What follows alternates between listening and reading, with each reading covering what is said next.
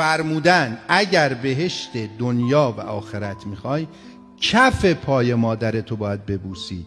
فرمودن الجنتو تحت اقدام الامهات، بهشت زیر پای مادران است.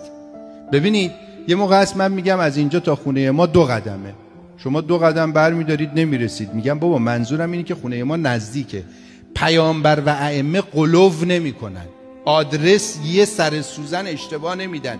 اگه میگن بهشت زیر پای مادرانه، زیر پای مادرانه، یعنی باید کف پای مادرت رو ببوسی و صورتت رو بذاری بگی مادر دعام کن، حتی اگر فاجر باشه. خوب دقت کنید، نه مادری که حتما مؤمنه باشه، گفته مادرت هر شرایطی داشته باشه تو کف پای مادرت رو ببوس، بهشت دنیا و آخرت نصیبت میشه.